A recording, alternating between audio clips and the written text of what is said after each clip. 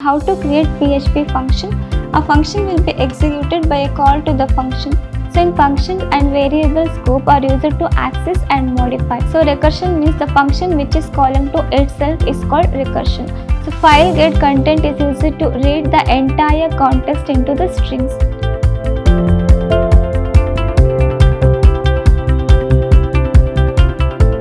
Hello everyone, welcome to another session of PHP and MySQL. I am Soundarya from CS department, Vidhyaashram First Grade College, Temple of Excellence, MYSURU. So today we are discussing about functions and string. So what are functions?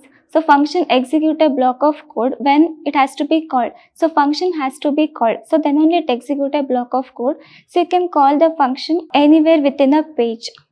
So function will be executed by a call to the function. You have to call to the function, then only it executes that block of code.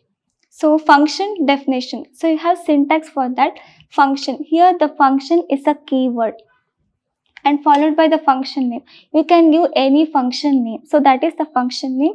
So inside the function name you have to pass some parameters. You can pass as many parameters that you want. That should be separated by commas and then followed by function body. So inside the function body, what operation we have to perform? So function body and code to be executed when the function is called.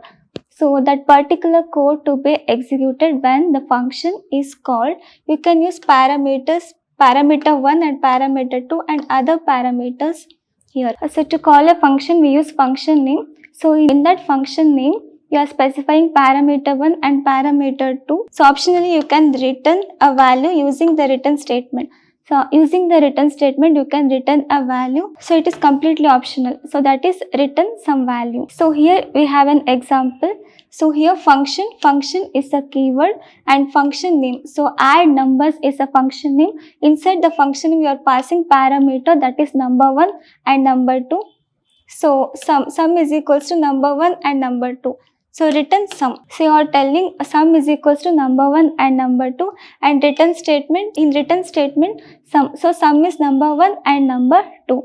So now result, for that result you are calling function. So function you are calling is add numbers. So inside the calling function you are passing actual parameter 3, 4 and echo result. So these 3, 4 that will assign to the value 3 and 4 and result will be 3 plus 4 will get 7. Next is creating a PHP function. How to create PHP function? A function will be executed by a call to the function. So this function will be executed when you call to the function. So syntax is function followed by function name. So as I already told you, function is a keyword followed by function name. You can give any function name as of your choice and code to be executed. Given the function a name that reflects what the function does. So giving the function a name. So here you are giving the function name, it represents what the function can does. So here you have add numbers. So which means that you are giving a function name to add a number. So giving the function name that reflect what the function can does. So that is for function name. The function name can start with a letter or underscore. So the function name can start with a letter or an underscore, not with a number or any special operators like @ hash. So that is not valid. So it should start with a letter or an underscore.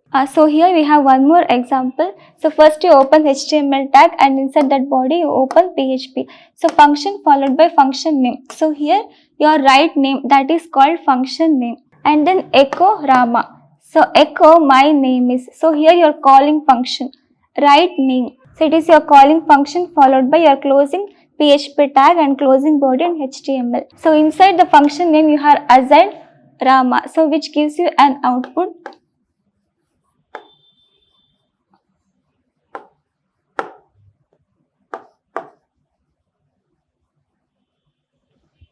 So inside the function name you are assigned echo Rama, so echo my name is and then write function. Write function means you are calling a function.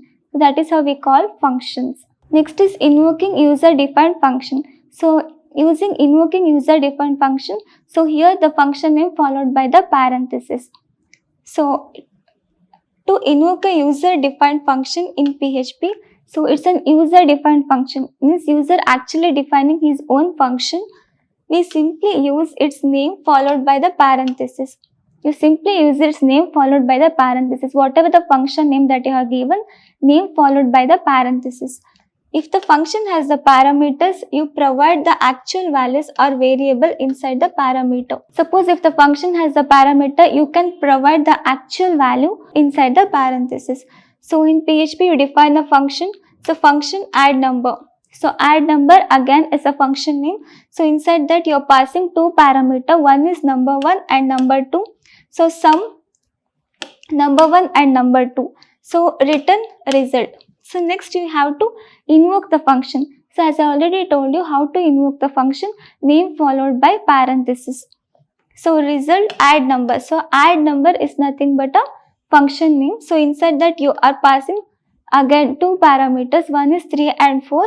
So output of the result echo result. So inside that actual parameters there are 3 and 4 and again you are adding that. So which gives you output 3 plus 4 is equals to 7. So this is how we invoke user defined function in PHP. So in the previous example we have saw that we are actually passing parameters, that is 3 and 4. So now let us see how to invoke without any parameters. You can also call a function without any parameter. So without any parameters you can call a function. In that function does not require them. So PHP define a function without parameter. So here function say hello. So say hello is a function name. So inside the function name there is no parameter inside it. So inside the function name you are saying echo hello world.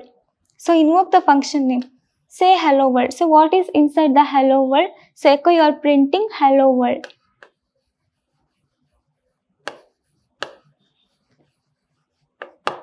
So here the hello world will get printed. Next is formal parameter versus actual parameters. So in formal parameters are the variables. So formal parameters are the variables declared in the function. So which are the variable declared in the function or method signature?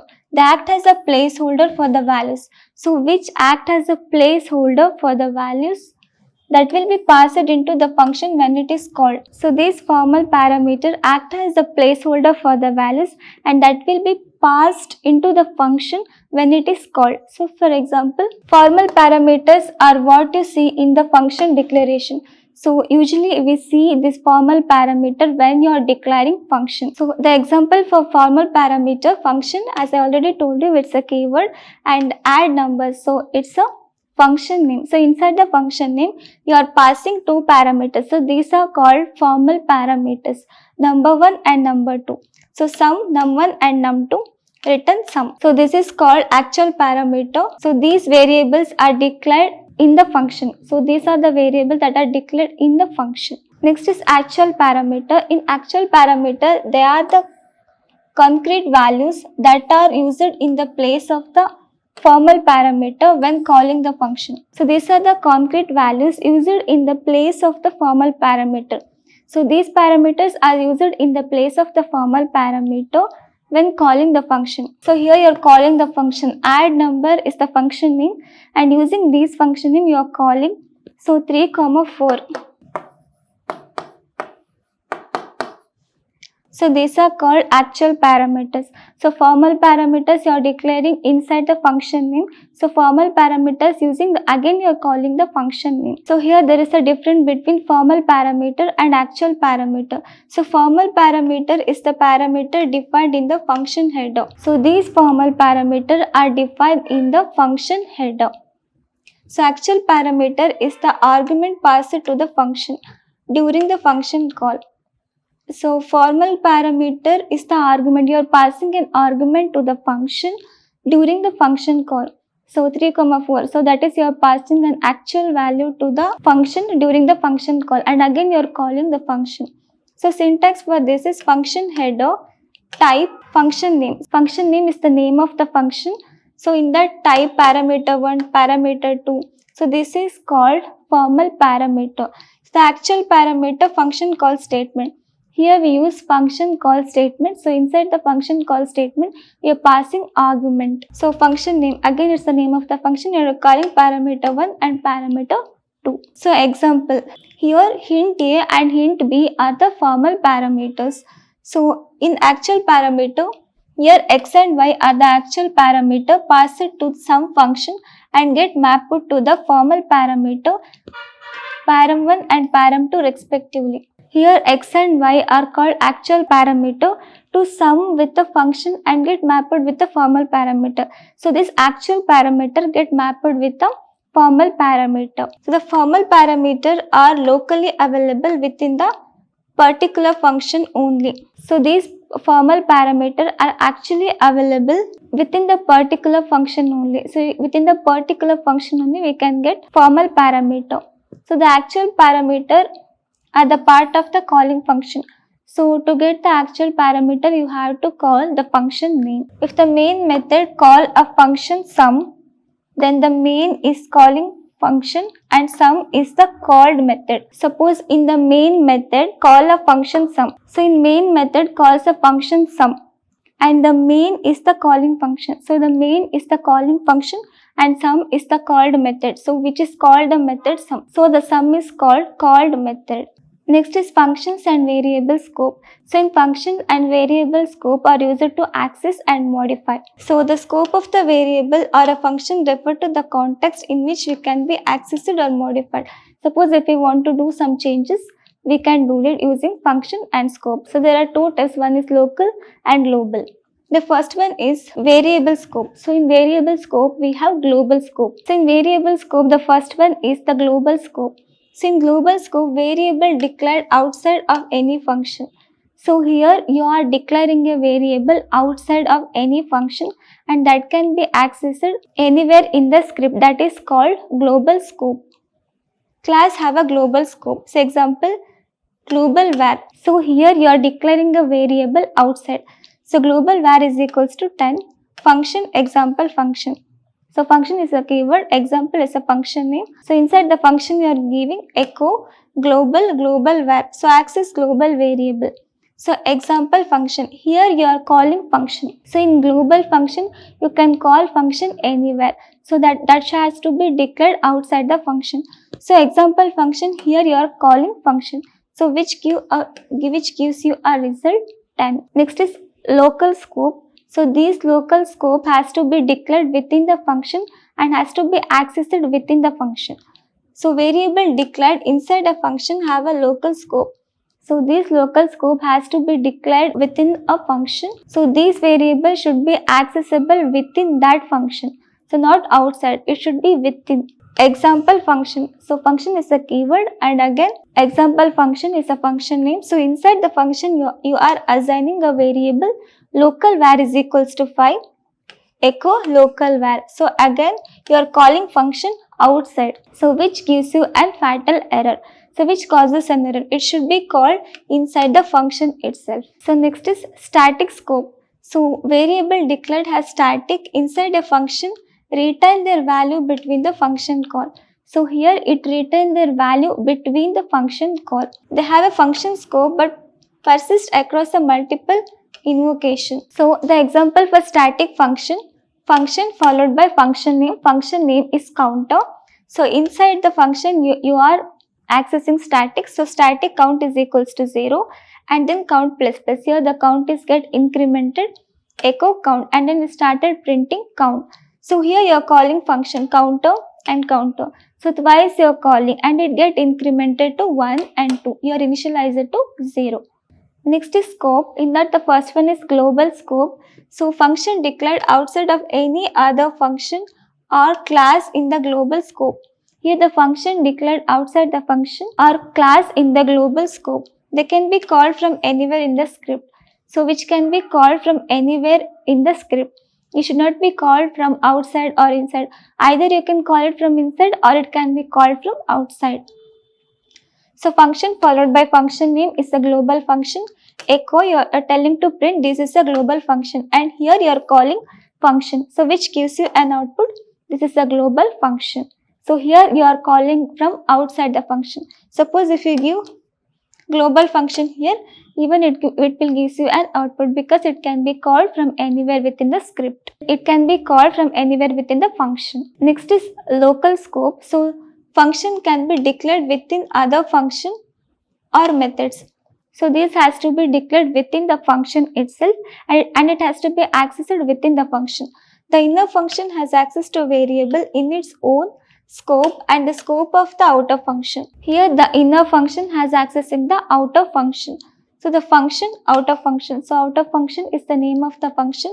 So here for outer function you are declaring outer function, inner function. So inside the inner function, global outer function echo outer var. So again you are calling inner function followed by outer function. So accessing the variable from outer function. So here, as I already told you, the inner function has to access the outer function. First you call inner function followed by outer function. So what is present in inner function? That is outer. So you are in inner function, you have printed outer var. So that will be your output. Next is recursion. So recursion means the function which is calling to itself is called recursion. So PHP supports a recursion function calls like C and C++. So just like C and C++, even PHP supports recursion. In such cases, we call current function within the function. So we have current function followed by, in that current function, we are allowing one within the function. So it is known as recursion. So here we have PHP function display. So display is the name of the function and you are passing one parameter inside display, that is number. So if number must be less than or equal to 5.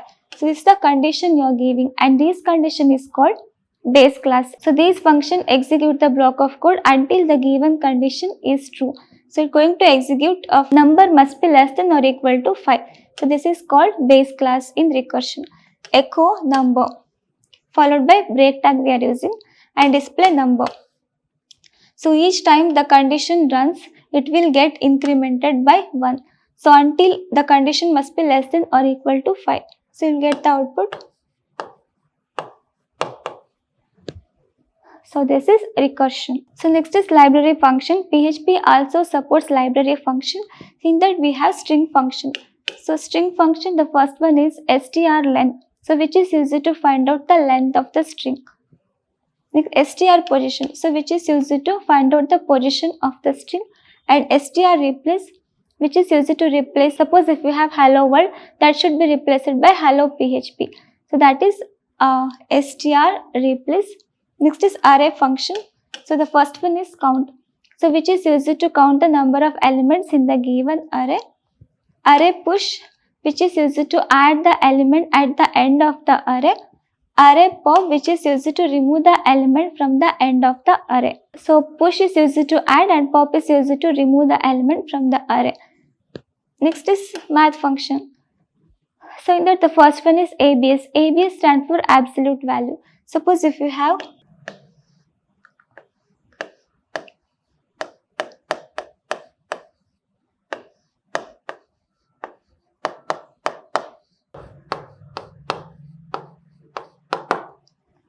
So now we want to find out the absolute value of these numbers. I have taken n1, n2 and n3. n1 is equals to minus 10, n2 is equals to 5 and n3 is equals to 100. So now you want to find out the absolute value of this. So which gives you an result 10, 5 and 100. So the absolute value of the minus 10 is 10 and 5 is 5 and 100 is 100. That is for absolute value. Next round. So suppose if we have a floating point number 3.14. So it will be round off to the nearest integer. So that is for absolute. Next is file function. In file function you have file get and file put. So next is file get content. So the file get content is used to read. So reads entire file into the string. So file get content is used to read the entire context into the strings. So next is put. So put is used to write a string into a file. So in the same way we have other strings. F open, it's used to open, and F close, file open, file close, file write, function for opening, closing and writing to the file. So these are the file functions. Next is database functions for database interactions. So which is used for database interactions. MySQL connect, MySQL queries, MySQL fetch, associate, and then function for MySQL. So database interaction. So these are the database interaction we use. MySQL Lite, MySQL Connect, Then PDO, so that is PHP data object, provide a uniform method of access to multiple database. So this PDO, using PDO you can access to multiple databases. So there are other function, is set. So determine if a variable is set and it is not null, whether the variable is null or not, which is used for set. Empty, so check if the variable is empty, so which is used to check the variable is empty or not. Explode, so include is used to join, exclude is opposite of that, which is used to split. Split a string by a specified delimiter into an array, so which is used to split a string using delimiters, means space. Next is date and time functions. So in that we have date function, the current date. So current date you are declaring a variable, so date, year, month, date followed by hours, minutes and seconds. So this is the format you are giving. So in this format you will get the output year 2025 followed by month and then date. So we specify hours 11:45. So 11 is the hours, 45 is the minute and 53 is the seconds. So in this format it is going to print. So next is time function. Return the current Unix timestamp, number of seconds since the Unix epoch. So timestamp is equals to type echo timestamp. So that timestamp will be printed. So that's in Unix timestamp format. Next function is str2 time function. So parser an English textual date or time description and return a Unix timestamp. So which is an English textual date or time description and return Unix timestamp. So here we have taken next week. So next week is equal to str2 function. So we use these function str2 time function followed by plus week. So today's date is 3. So it will get added to next week, that is 10. So the next week will be displayed. So date, month followed by year. Next is mk function. Return the Unix timestamp for a date.